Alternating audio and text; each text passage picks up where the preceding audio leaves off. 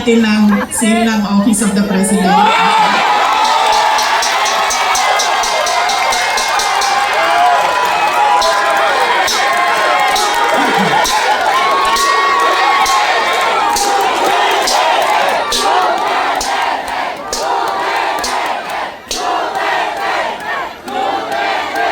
Tinanggal ko lang kasi iba kasi yung opisina, iba din yung pangangampanya. Pero kung sa Pangulo lang, pumili na lang kayo. Si Isko Moreno, si Sara Duterte, wala kaming problema.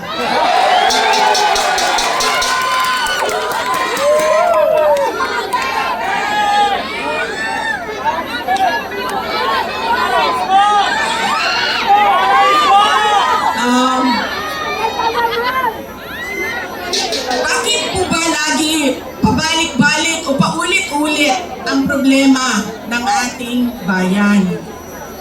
Dahil po, paulit-ulit din yung ugali natin sa pagpili ng ating mga leader. Kung sino yung binoboto natin. Ngayong darating na halalan, marami ang nagtatanong, ano bang pwede naming gawin? Wala namang kaming pera, wala kaming makinarya, ordinaryong tao lang kami na nakatira sa gilid ng daan o saang subdivision.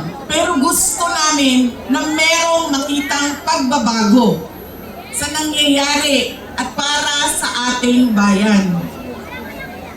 Una po, ang ugali natin sa pagpili ng ating mga kandidato ay kung sino yung naaalala natin. Sino yung magaling kumanta, sino yung magaling sumayaw, sino yung magaling magpatawa.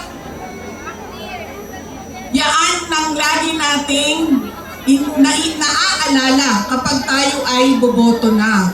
Hindi na natin tinatanong, ano ba ang pangako niya noon na siya ay tumatakbo? Tinupad ba niya ang pangako niya?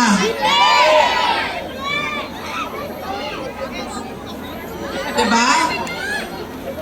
Dapat tinatanong natin ang sarili natin, ano bang nagawa ng tao na ito? Nangako siya, sorry ma'am,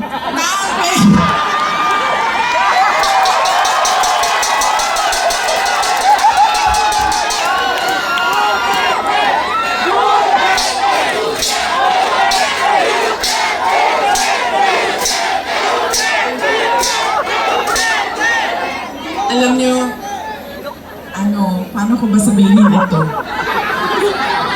Hindi, ganito.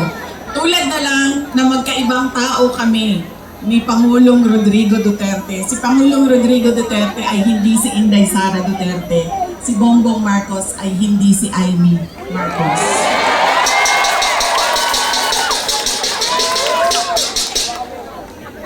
Ito, hindi na ako nagpaalam sa'yo. Sasabihin ko na, sige maning. Ang galing na lang natin ito. Okay lang sa'yo? Pero siya matuwa.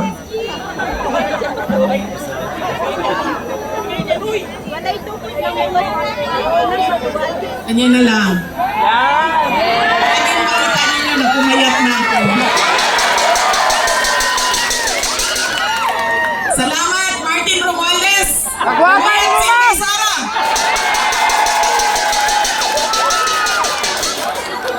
Uy, kadyan lang ba? Seryoso. Mahal ko kayo, ma'am. Ito, hindi na ako nagpaalam kay Senator Amy kasi hindi ko naman alam na nandito siya. Noong October 2023, pumunta ako sa kanya. Sabi ko sa kanya, pwede mo ba akong tulungan? Kailangan ko kausapin ang Pangulo. Kasi nakikita ko sa mga plano nila at nabasa ko sa mga plano nila, meron silang ipa-file na impeachment na kaso. So sinamahan niya ako. Ito yung araw bago umalis si dating Pangulong, si Pangulong Bongbong Marcos.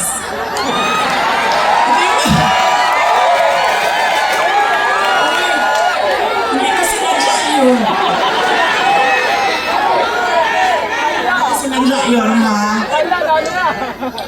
Kayo eh. Kayo lahat, kailan ng sedisyon. Kayo lahat, may kaso na kay Mukas. Diba? So, ito yung araw na paalis siya, papuntang Amerika. Pumunta kami, sinamahan ako ni Senator Amy. Siya yung kumuha ng oras ng schedule para makausap ko si BBM. Noong nandun na kami, binanggit ko sa kanya ang impeachment. Pero hindi yung impeachment ang gusto kong marinig ninyo na kwento ngayong gabi na ito. Doon sa pag-uusap naming tatlo, kaming tatlo lang yun eh, pasensya na silang dalawa. Marites yung nandoon sa harap, nilang dalawa. Nag-uusap kaming tatlo, nabanggit ni BBM ang pag-amenda ng konstitusyon. At sinabi niya na, madami siya sinabi, pero ang gist ng sinabi niya ay, we will just amend. Kasi English man sila pag mag-istorya, no? So ako dito, anak, kuyawanin, in English eh. We will just amend the economic provisions of the Constitution. Nakirinig ko at nakita ko talaga na sumagot si Senator Amy. Sabi niya, that is a dangerous thing. Sabi niya, if you open the Constitution to amendments, you do not just open it to economic provisions. You open it for all amendments of the Constitution. At nagsagutan na silang dalawa sa harap ko dahil sa ating Constitution. Kaya yan ang pruweba ko at proof ko sa inyo na magkaiba na tao. Ibang tao si BBM, ibang tao si Amy Marcos. Okay na ma'am, pwede ka na umalis. Wait lang, sandali. Iboto niyo ba si Amy Marcos? Okay na ma'am, pwede ka na lumipat sa QC. Huwag na dito. Kalimutan ko na yung sasabihin ko. Tatlong paalala. Hindi natin tinitingnan kung ano ba yung mga pangako niya noon. Tumakbo siya noon, may pangako siya. Binigay ba niya? Diba? 20 pesos ang kilo ng bigas. Tapos ngayon, okay na daw. After 3 years, 3 taon na campaign promise o pangako sa eleksyon, ibibigay ngayon. Pero, ibibigay lang sa Visayas. Para bang hindi kayo nagugutom dito sa syudad ng Maynila. At parang hindi nagkukulang ang pera ninyo pambili ng pagkain. Kaya dapat tinitingnan natin. Sumayaw, oo. Kumanta, oo. Bakit hindi? Pero tinitingnan natin. Ano ba ang pangako? Binigay ba o hindi? Bakit hindi binigay ang pangako? Dahil nagsinungaling? O dahil hindi talaga maibigay? Pa? Yan yung una. Lagi na lang tayong bangag. Sorry, ma'am. Nambubulol. I'm sorry, ma'am. Kasi naman sabi ko, okay na.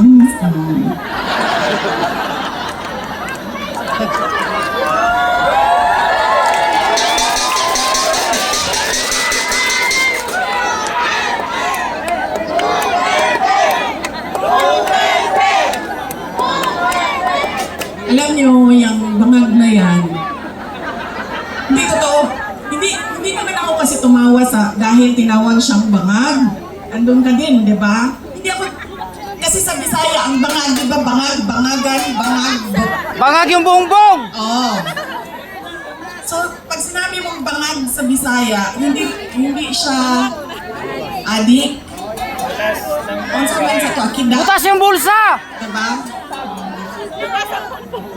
Butas yung bulsa! So, talaga ako natawanan, tinawag siyang bangag. Kasi sa Bisaya, ang bangag ay butas. Hindi, at saka sa slang, ang bangag is yung private part ng babae. Diba? Bangagan. Bangagan. Ang pinagtawanan ko dahil ang rally na yon ay kontra sa pag-amyenda ng konstitusyon. Yun yung rally na yon. Tapos nagulat na lang kami na iba na yung napag-usapan doon sa rally. Pero balik tayo sa bangagma. Alam mo, hindi ito kasali talaga sa speech ko. Sinabi sa akin ng partner ng uncle ko na noong hindi pa siya Pangulo, nung senador pa lang siya, ay bumisita sila sa bahay at inalok talaga sila ng droga. Kung hindi, yung wala naman ako sinabi na pangalan. O talaga, alam nyo, may malaki bang kulungan ang Maynila para sa atin lahat? Hindi nila tayo kakayanin ikulong, no? Baka matulad tayo kay President Duterte. Nakulong na. Humindi yung partner noong uncle ko. Kinento nila yan sa akin. Ang buong akala ko naman, kasi matanda na, di ba, may edad na, natututo ka na sa kung anong mga mali na ginagawa ng kabataan mo, ay nagbabago yung tao. Hindi ko alam na yun na nga ang nangyari.